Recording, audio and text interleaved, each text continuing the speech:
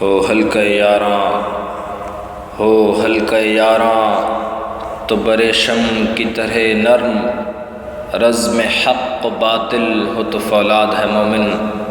اپنوں کے لیے، رشتہ داروں کے لیے، ہمسایوں اور عزیز و اقربا کے لیے مسلمان جھکے مزاج کا مالک ہوتا ہے، عاجز طبیعت کا مالک ہوتا ہے، مٹا ہوا ہوتا ہے، جھکا اور کٹا ہوا ہوتا ہے، لیکن کافروں کے لیے انتہائی سخت مزاج ہوتا ہے۔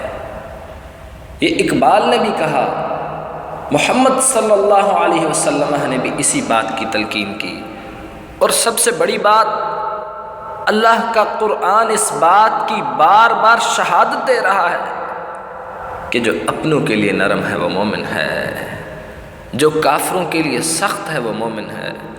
میں اس سکیل کو، میں اس پیمانے کو، اس معیار کو اپنی زندگی پر پرکھوں کہ میں اپنوں کے لیے کتنا نرم ہوں، میں اپنوں کے لیے کتنا جھکا ہوا ہوں۔ مزاج میں اکڑ اپنوں کے لیے ہونا مومن کی علامت نہیں ہے۔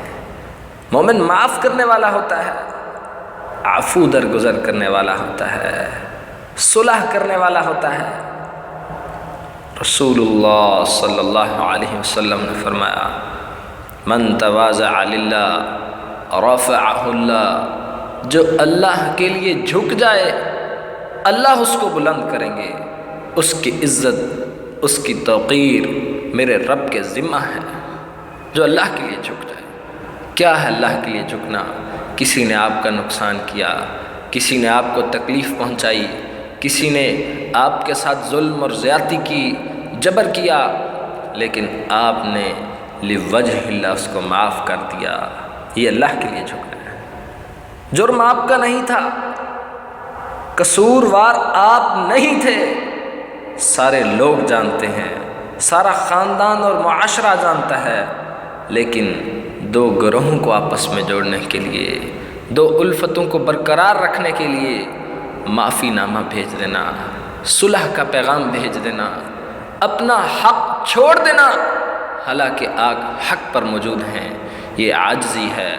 آپ یہ کر کر تو دیکھو، عزتیں اللہ دے گا، پھر آپ کو مقام دینا میرے اللہ کے ذمہ ہے، اس کے ذمہ ہے کہ وہ آپ کو عزت سے نوازے گا، کیونکہ آپ نے اسلام پر عمل کرتے ہوئے مسلمانوں کی ہوا نہیں اکھڑنے دی۔